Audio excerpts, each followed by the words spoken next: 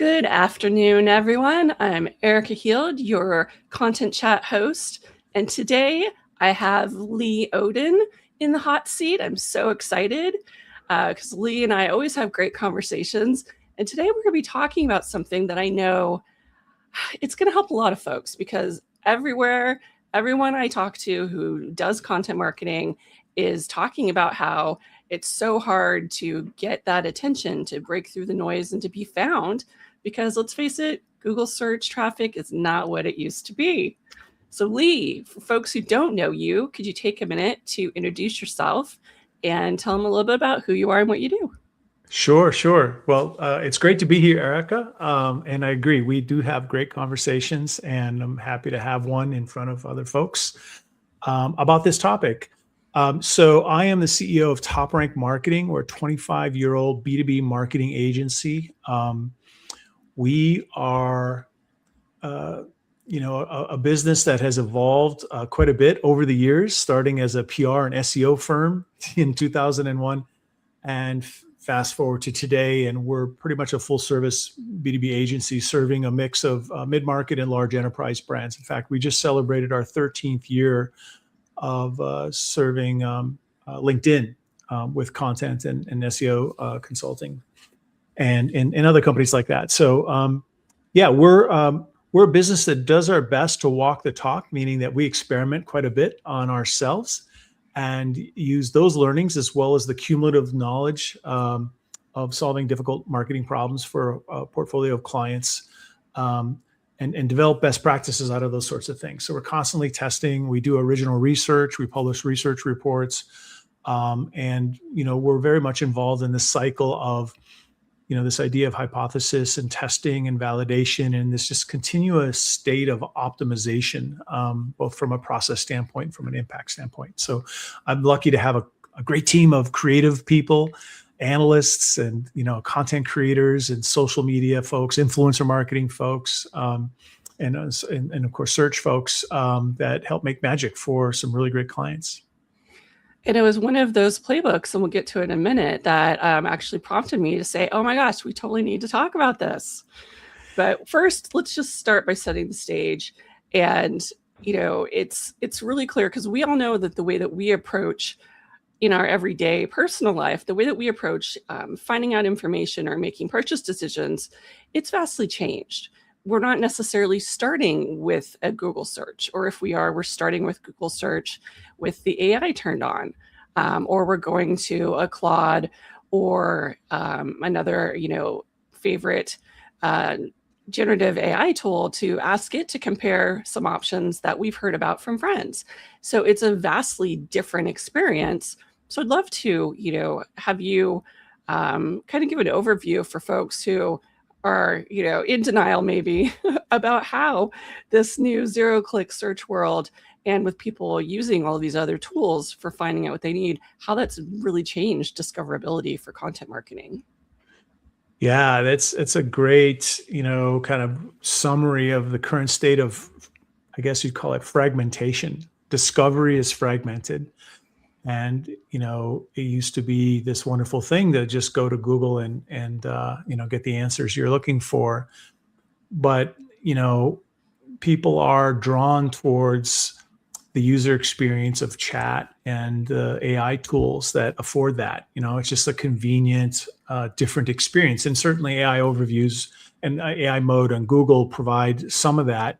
And it's so common now, people are learning that's how you interface with knowledge and answers. So I think it was some study or research from Sixth Sense. It said 94% of buyers, B2B buyers, are using large language model or AI search during their buying process. Like, that's everybody.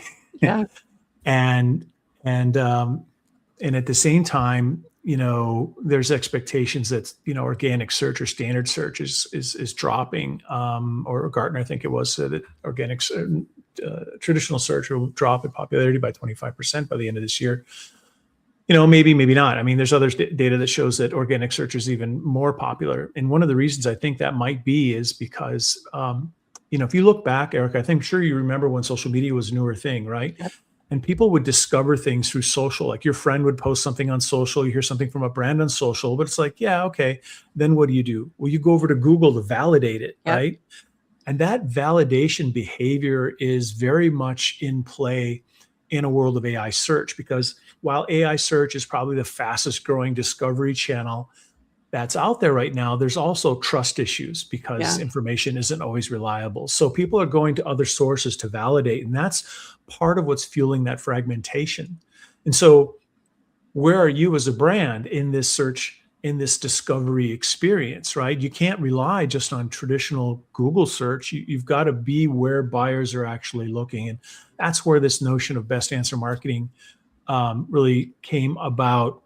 In fact, I wrote a book called Optimize in 2012.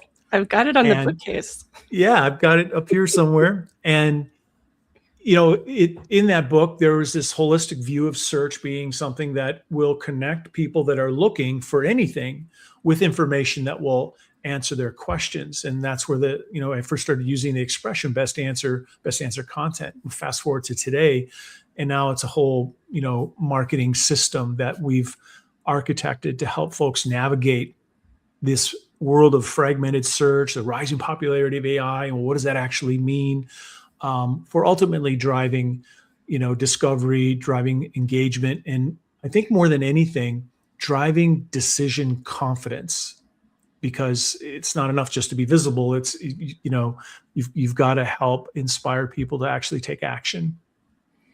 What's so interesting to me is people are kind of treating this fragmentation the same way that they treated the early proliferation of social media channels, by which I mean they're just posting the same content in these same places. They're trying so hard to have, to be known for whatever that thing is, but they're not understanding necessarily how the different channels are different, how the different audiences are different. Is that something that you've also been seeing? Absolutely. So at the center of this idea of best answer marketing is that we have these 6 pillars that make up this architecture. And one of them that's informative to what content type on what channel is the first pillar, that is being data informed. So we're sourcing insights around what's going to be our strategy by understanding the questions that buyers have. What are they asking?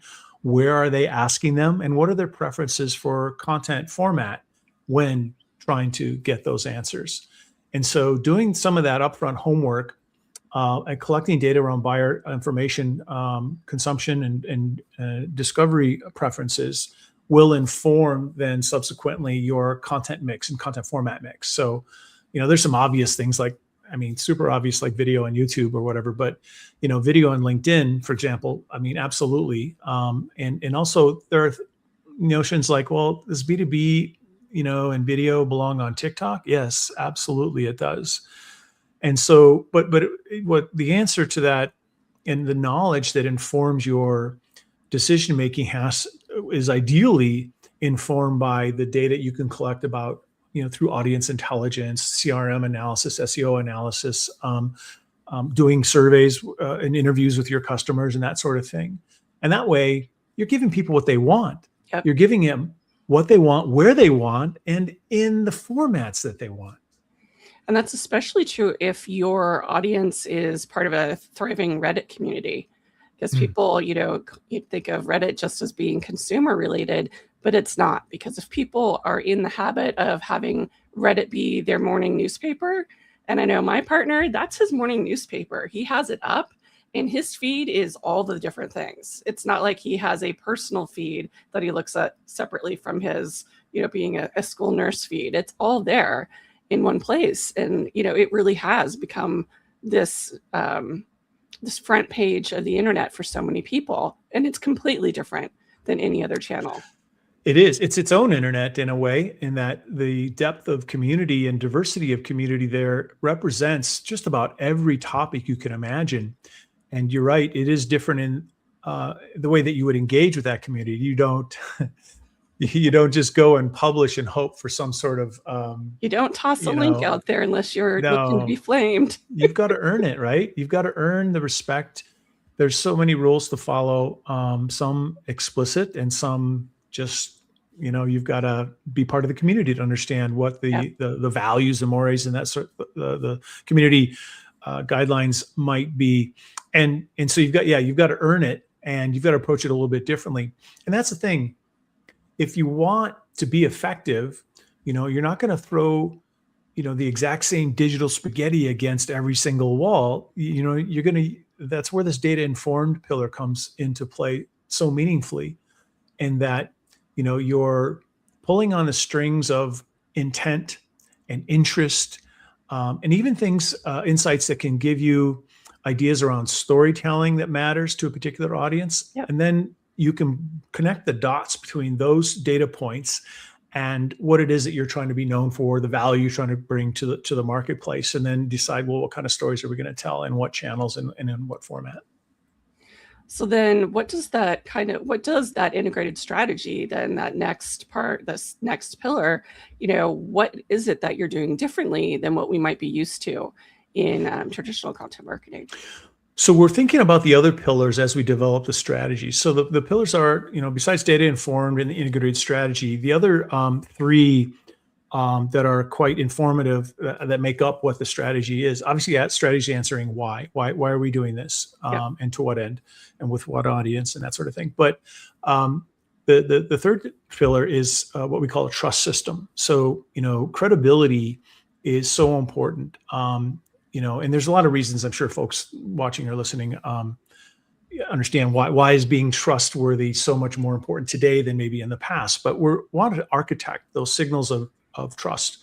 We want to bring proof to market. We want to instill credibility and advocacy and even consensus that you are credibly, consistently across different channels. So the trust system is part of that strategy.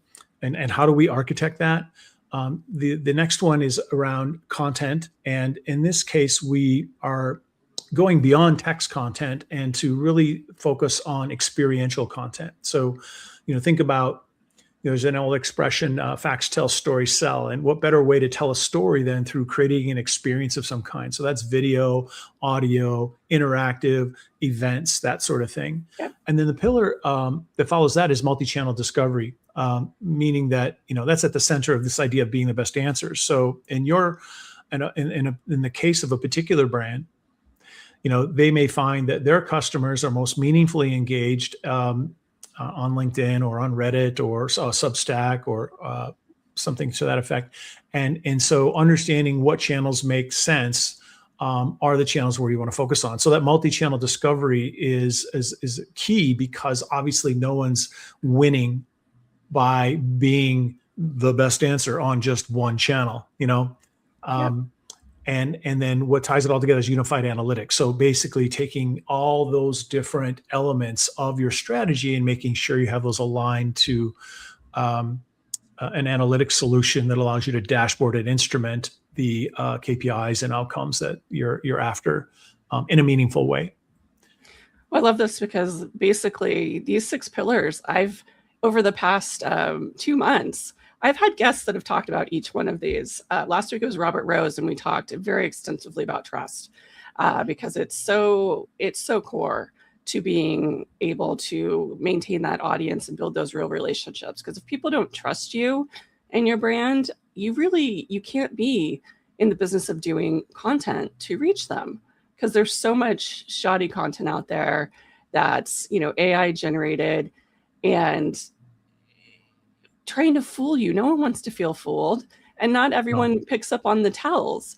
But once they do, or once they have fallen for it, and then some smarty pants comes along and says, well, obviously that's AI with this video because, and they point out all those tells, shame on you if you were the one who posted it and, and thought you're going to fool everyone.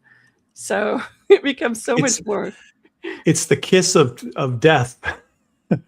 When people pick up those artifacts, those language tells, as you say, the syntax of sentences and structures and that sort of thing that seem to be so common and favorites of AI content systems.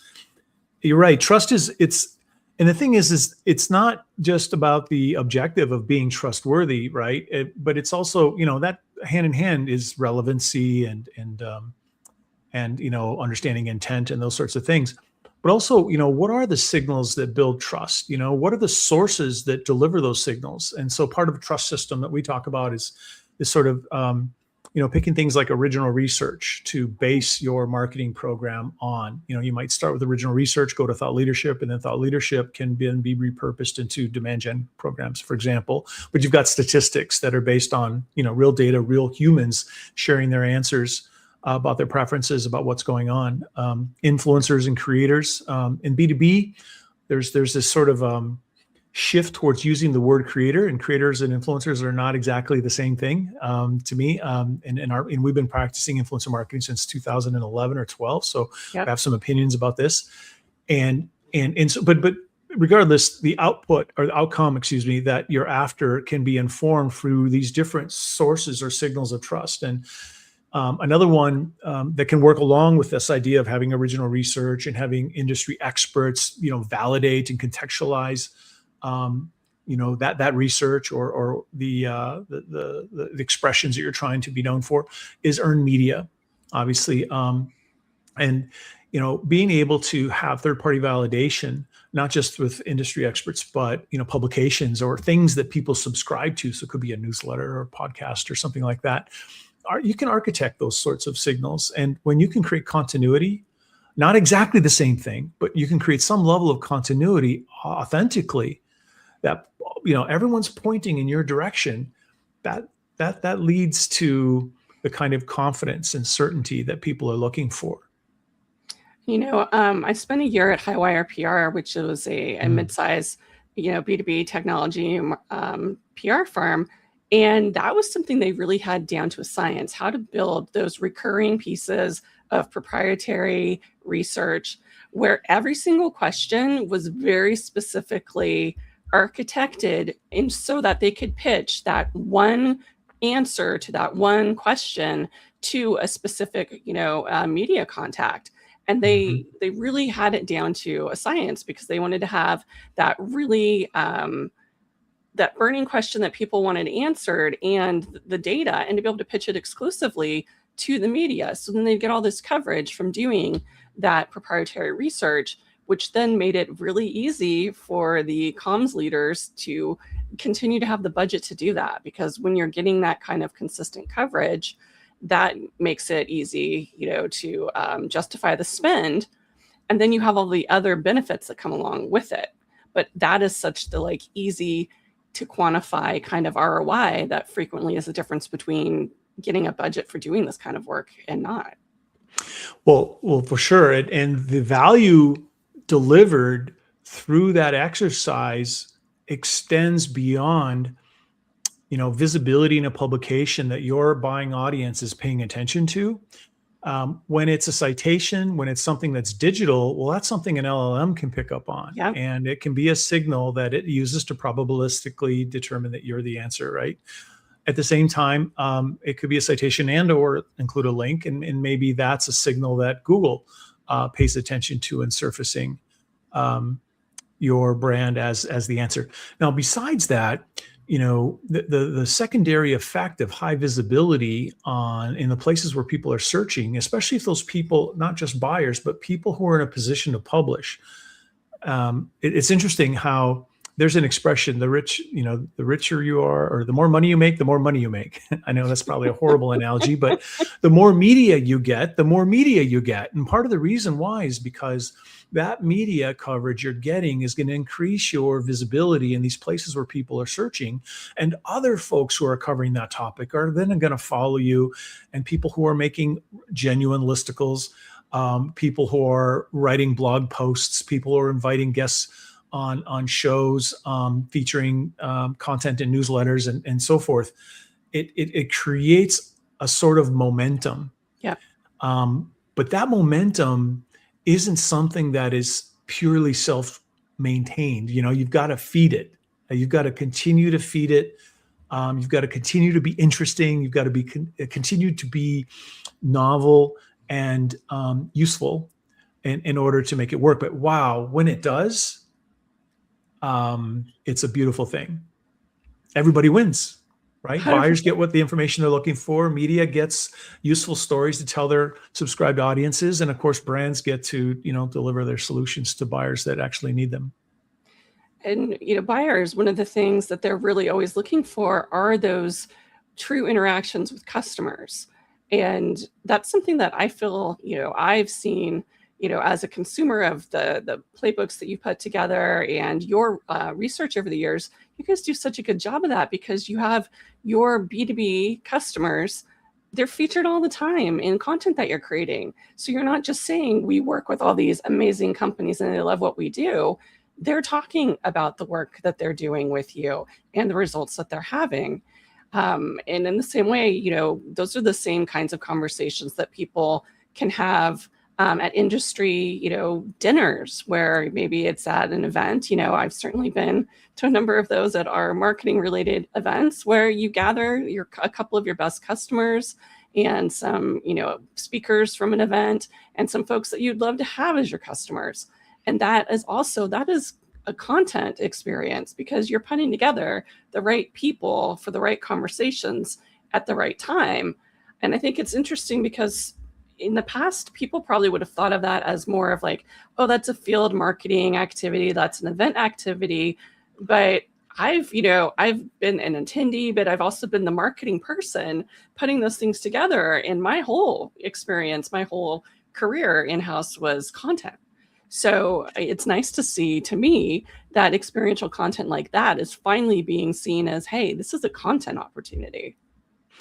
Absolutely. There's I think a very strong hunger right now, born in part out of COVID and remote work and the state of the world and whatnot right now. I think human to human connection is especially, coveted. It is something that's desired, and events are a great way to do that. And, it's kind of funny. An event has so many dimensions, and you're surfacing one of them beyond just sitting in a chair and getting some inspiration or education. The people-to-people contact is an experience, and you can architect that through VIP dinners or other sorts of things, sponsored or unsponsored or whatever an event. It's funny. I did I published a blog post just today about Forrester's B2B Summit, and I talked to a couple of analysts that are speaking at the event.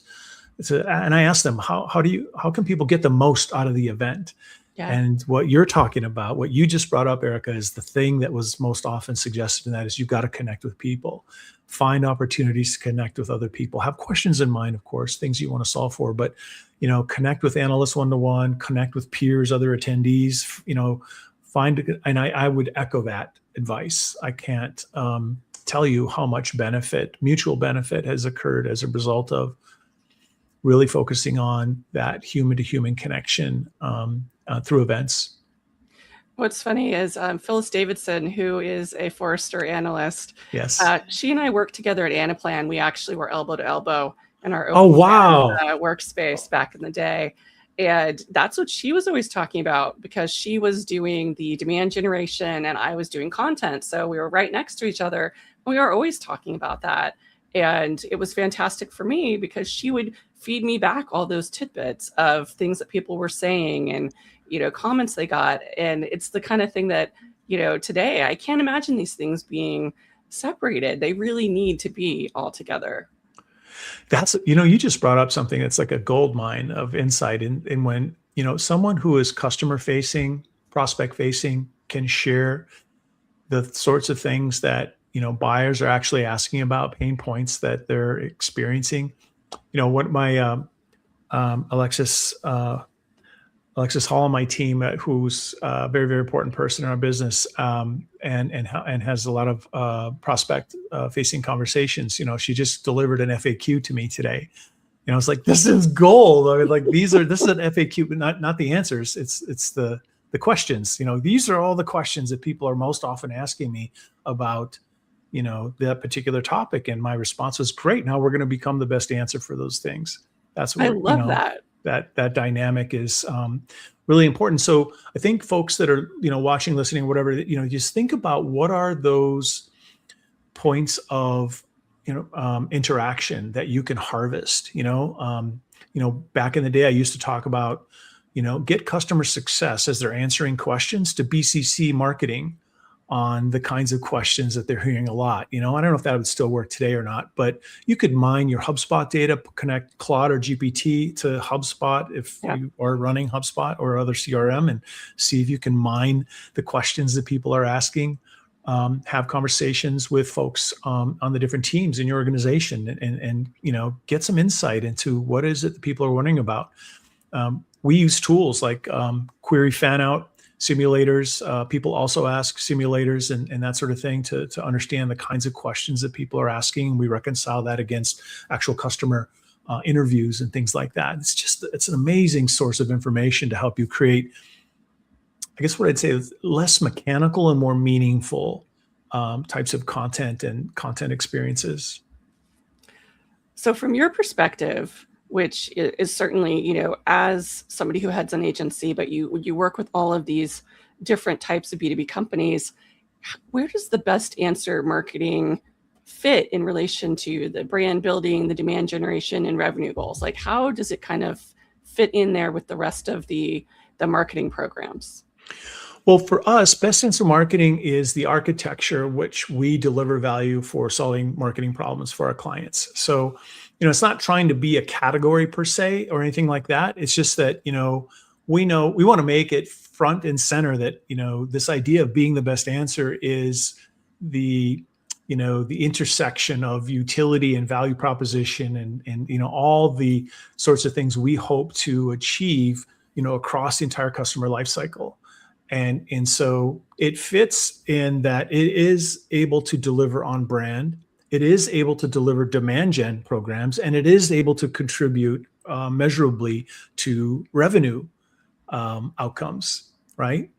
And I'd like to think it goes beyond that to, the kinds of content and engagement that reinforce post-sale activities. So customer retention, customer engagement, customer growth.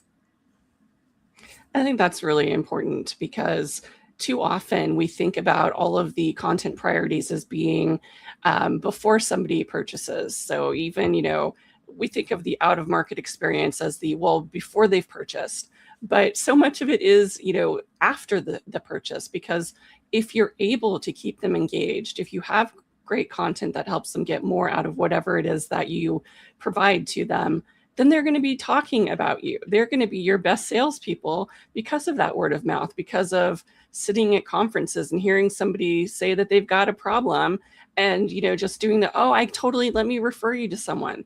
I mean, I know I do that kind of stuff all the time. People do. You want to be helpful, but to do that, you've got to maintain that relationship after the sale. And too often, I think folks miss that opportunity for really continuing that content conversation after the sale. It's spot on. And, it's funny, it reminds me of a conversation I was having with Michael Brenner, who's VP of Thought Leadership and Customer Advocacy at Workday. And he was telling me, as we were talking about this post-sale situation in customer engagement, he was talking about how they use thought leadership to engage their customers, and they use customers to engage their prospects. Is kind of how they go about it. I'm like, that's brilliant, right?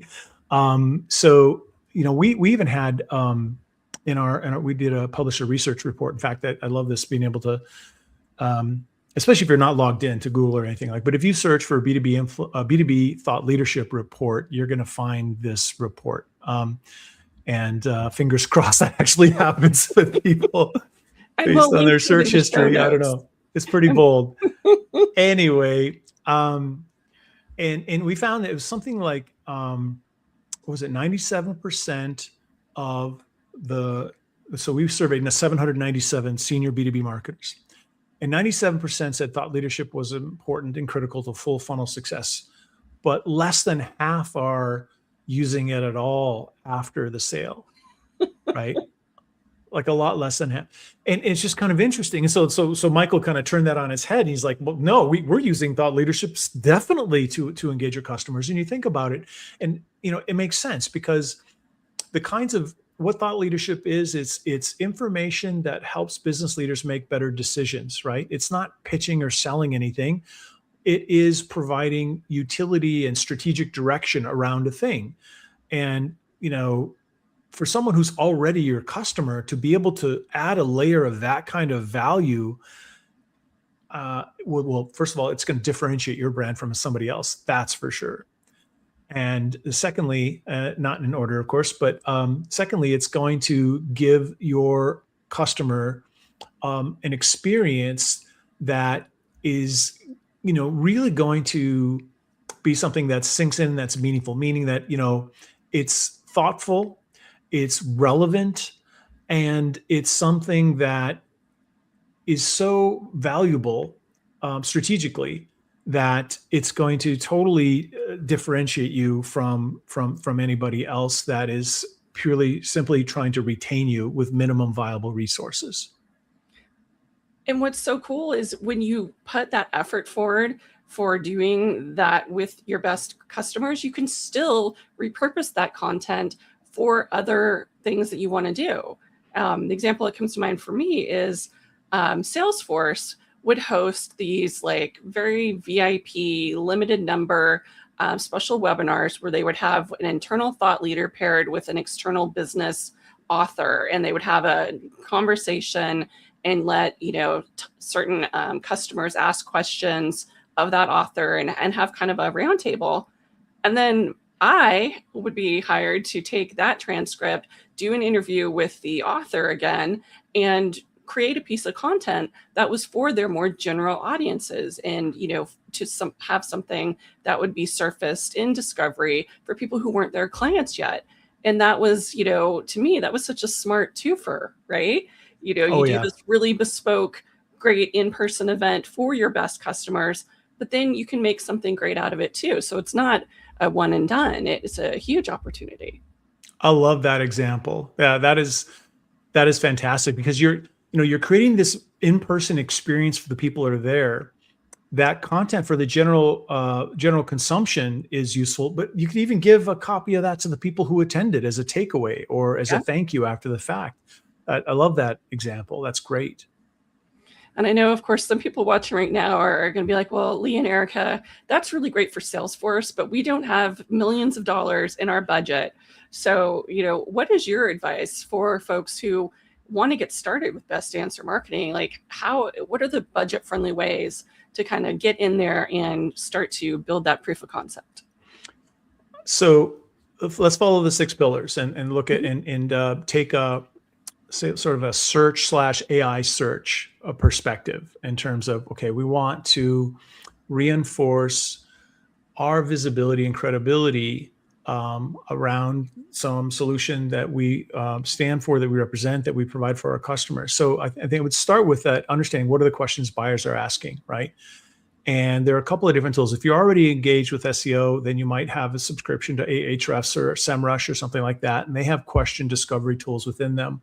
There are also query fan-out tools. They're not actually query fan-out tools, but I'll explain. Query fan-out is something that occurs when an AI search is conducted. So if you're asking about something through Google and you've got AI mode or AI overviews are triggered, or if you're in ChatGPT or some other LLM tool, then the thing that you ask about isn't the thing that application goes and looks for. What it does is it predicts a whole spectrum of derivative concepts, and it searches on all of that, and then it takes the best answer out of the aggregate of all those search results, and that's what it delivers to you. So that's part of the reason why continuity across channels is part of what makes up you being the best answer, because as it searches for all those derivative expressions or that query fan-out collection of expressions,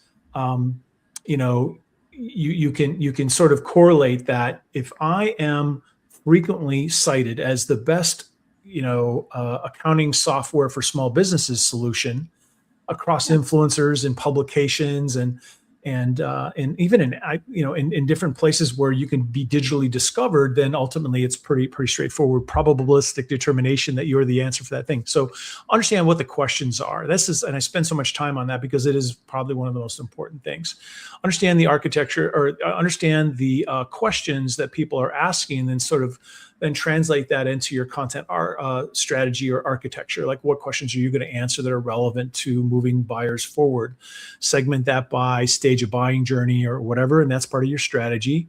Trust system. Now, okay, in the way that you would think about, all right, traditionally in SEO, we do like, what are the keywords that are the best match for the article I'm writing, for example? Well, that's the metaphor. Think about, who are the influencers? Who are the most trusted voices around this topic? And think about ways in which you could collaborate with them. We've got many, many, many ways of cleverly collaborating with industry experts. Some of them are organic, some of them are paid, but find ways in which to connect with and collaborate and co-create with those people that are most trusted and have the attention of your customers, and how you can make content together. And again, earn media placements, pitching articles. If you can do any original research on answering those questions your buyers have, like, that's amazing, because it delivers over and over and over again, delivers value. So you've got the questions buyers are asking, trying to simplify. So the questions buyers are asking, we've got a strategy that considers how we're going to get representation, trusted and credible representation of our ideas by influencers, earned media, and that sort of thing. And then, what kind of content experiences are we going to use to tell the stories around the answers to those questions? So, explainer videos, or you can have a podcast. Are you going to, create other type of talking head videos? Are you going to have events, real world, virtual, whatever? Multi-channel visibility. Obviously we want to make sure we're publishing in the places where people are looking. So you've got to kind of think about, what are the best channels for us to answer these types of questions? Yep. And then on the unified analytics side of things, that's not a cheap, that's not a budget thing to do. So obviously you've got to rely on the analytics solutions that you have. When you do have budget, we work with a data warehouse company that allows us to bring disparate data sources into a unified system, and then we use a business intelligence platform to instrument it and create dashboards relevant to marketing dashboard, sales dashboard, executive dashboard, that sort of thing. And then we can actually interact with it through natural language if we want to. That's extra, but it's a nice, convenient thing to be able to do, to just talk to your analytics. But you could use ChatGPT or Claude to interface with maybe your analytics or your CRM data. I know you can do that now. So that might be the inexpensive way, as it were, to surface some of the different data sources. And you have to cobble together some data into like a Google spreadsheets maybe, and then kind of bring that into an AI environment that allows you to conduct some analysis. And I've definitely done that, but it is so much nicer when you have a tool or a platform like Integrate or some of their competitors that allows you to hook up all those systems and bring that data into one single source of truth. It's just so valuable. But you can use AI to do that, again, to do that model to show, hey, when we bring all this content, when we bring all this data together, we get such rich information to make better business decisions. And then you can make the case for getting one of those orchestration platforms that will allow you to have that unified data analysis. If I got to answer your question again, I'd say this. I'd say do some original research. Even if it's just nominal, 200 responses, maybe 300 responses. Do some original research. You're going to be able to use that to fuel content in all the ways I just mentioned across the entire customer journey. And it'll be so much easier to measure that, which is so nice, because it's a lot more public. What you're going to see is going to be public. Yeah, we, with our research reports, we'll do a research, we'll collect data, and obviously the magic is in the planning. So we're architecting the questions in a particular way. And we have influencers in mind when we construct the survey, so that when we write the report, we have validate voices that are trusted in the marketplace to add their commentary to contextualize the data, and then to validate concepts that are born out of that data. All of this is in support of the questions and the answers you're delivering. The questions buyers are asking, the audience is asking, and the credible answers that you're delivering. And then you can do stuff creatively with AI or with not, in terms of video creation and content creation, and inspire folks to share, drive conversations around the thing. That's something that can go a long way at delivering value long beyond when your technical campaign start and stop time have occurred. And one of the things that people can steal from Andy Cristodina, because he's been doing this forever with his blogging survey, is make really simple but beautiful images that illustrate the findings from your research, because people will take that image and either link to it directly, or they'll take that image, and if you say that anyone can use the image, but you've got to use the citation, and you provide that citation right there in the caption, people will do that. And then you can do search for finding out how many times that particular caption that you require is used, or how many times that particular image is used. Because if you've given it a very unique name, people don't usually change the name if they download it to post it on their site.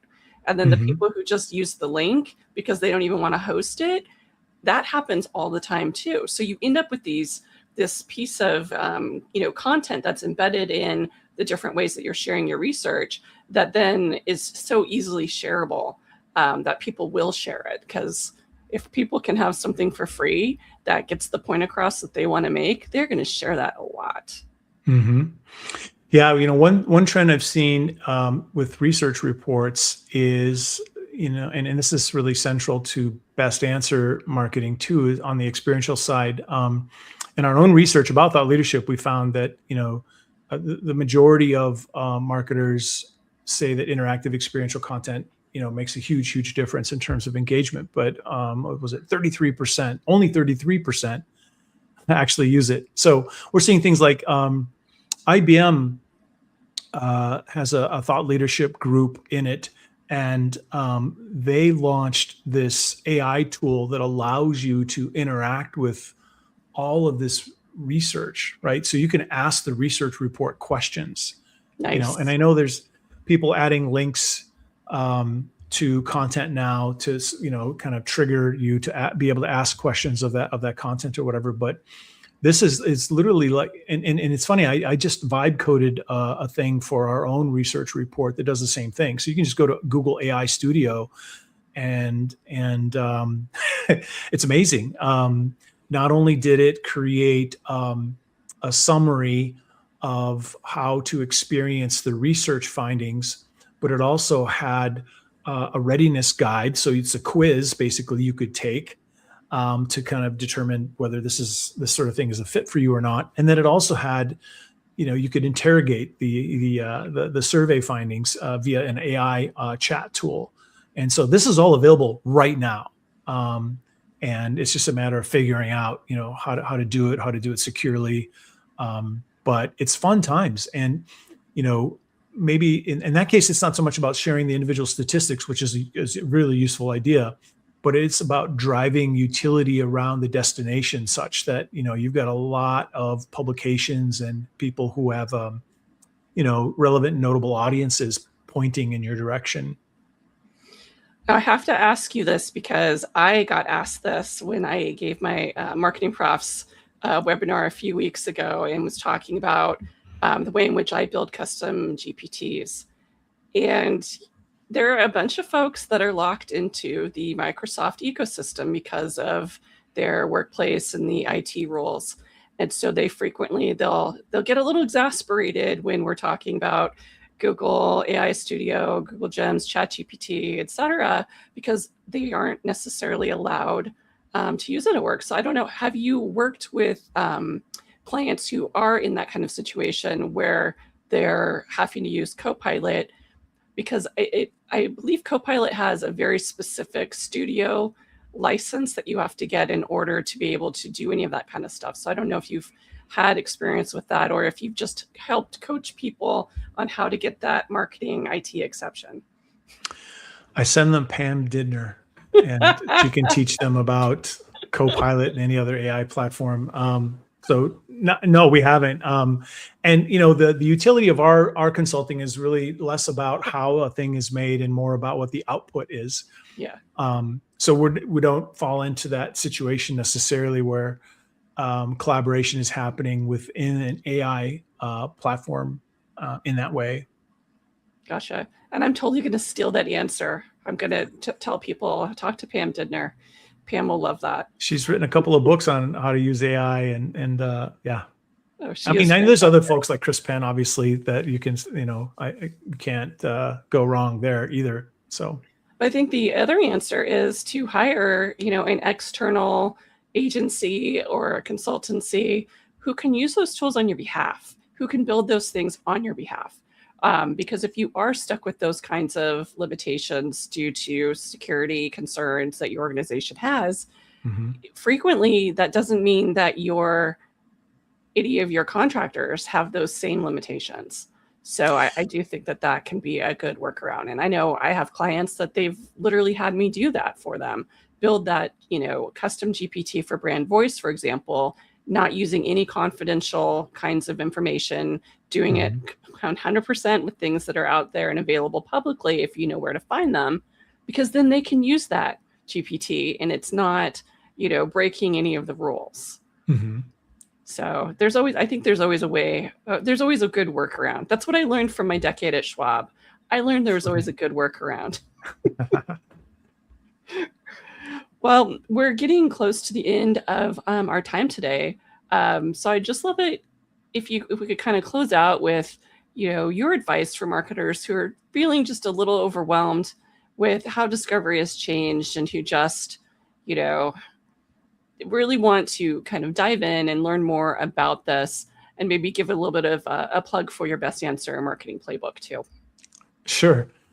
I guess I take a look at a couple of things. One is in three categories. Trust. Think about, what is it that you're doing right now to architect trust into all the content that you're publishing, right?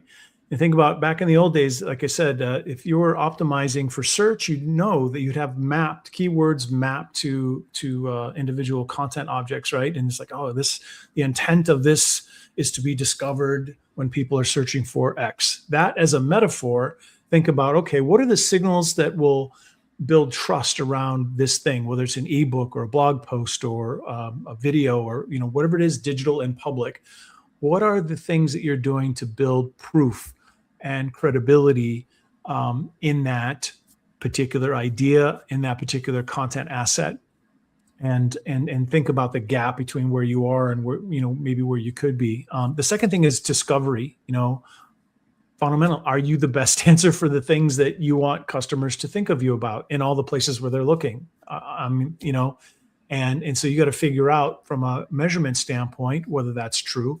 And then again, there's a gap that can be closed. If you're not a meaningful source of trusted information in the places that buyers rely on, and I'm sorry to say that not sorry, but I'm just saying, if that's Reddit, you're going to have to figure out Reddit. If that's some dark social community somewhere else, you're going to have to figure out how to get in. Yeah, get on Discord, and there you go. I think my son was just telling me he plays Dungeons and Dragons on Discord. I'm like, what? Okay. Anyway, I'm a member of a lot of World of Warcraft communities on Discord. I've been playing it for 20 years, and Discord is where all those communities are now. And so you've got to figure out where are you visible, where are buyers actually looking, and you need to close that gap. And the third thing I think I would look at, and obviously analytics is something I would recommend too, but experience. What kind of experiences are you creating? Are you take inventory of the content you have, and how much is it text? How much is it telling stories? How effective is that storytelling? And you've got to look at, video is playing a pretty important role in search, in LLM visibility. YouTube, video, I can't tell you what a shortcut to visibility publishing video podcasts have been for us, just for our own visibility, let alone publishing video on within LinkedIn. Not the same thing, obviously, because LinkedIn's not getting crawled that way. But it's think about the experiences that you're creating, and those experiences can be that VIP dinner at the conference, which doesn't have to actually be that expensive. And so, think about what it is that you're doing to, extend out of this mechanical drive for end of quarter, sales results, and think about what kind of meaningful experience can you create that's going to generate dividends over and over and over again. So trust, discovery, experience. Think about your current situation and really where you should be, and think about what you can do to close that gap. One of the sources of information to close that gap is this playbook that I was talking about. And you can literally just go to bestanswermarketing.com, and that'll redirect to the playbook, which you can get. And there's a pretty robust blog post there that explains those 6 pillars for you and what you can do. And then if you want to go further, you can go ahead and get the playbook. And, Lee's not paying me to say this, but I'd say you need to just go get the playbook if this is something that you're really wanting to dig into, because they don't spam you. You get on the mailing list, but you don't get spammed. You get really great information. You get the heads up. And it's definitely worthwhile, because I think as marketers, we need to make sure that we're actually consuming content and marketing. I am really concerned when I hear somebody say that they don't, listen to any industry podcasts, that they aren't reading anybody's content, because how on earth are you going to be creating anything that's memorable or differentiated if you're not aware of what's out there? And you get so much inspiration by seeing fantastic work from your peers. So that's my pitch, my plug for you, Lee, because I think you guys are doing amazing work. I'm always, sharing it and happy to share with other people, because I hope that it does help them think about how they can have a different type of customer experience through content. Well, I appreciate that. Thank you very much. My pleasure. And appreciate the work you've been doing here for how long? How many years have you had? It's going to be 10 years in June. Can you believe it? Oh my goodness. Wow. Happy Content Chat birthday. Thank you. And Lee, where can people find more from you? And are you have any upcoming speaking engagements? Yeah, I'm actually speaking at Digital Summit in a couple of weeks down in Tampa. Oh, nice. So Digital Summit, you can just Google Digital Summit Tampa, and I will be talking about best answer marketing and how, you've got 95% of buyers are not in market, only 5% are in market at any given time. So how can we be top of mind and meaningful to that 95%? So when the time comes, your first choice, right? You've made that day one list, and you're meaningful not just to the decision maker, but to the rest of that buying committee that's lurking in the shadows, finance and HR and IT. How can you create meaningful content for those folks at the same time? Love it. Well, I hope the folks can see you there, and I hope that you get to see Pamela and Muldoon. I know she's spoken at a few of those too, so if she's there, I hope you guys get a chance to say hello. Awesome. All right, we're about out of time, so thanks everyone for listening, and we'll be back next week with the next edition of Content Chat. Bye, everybody. Bye.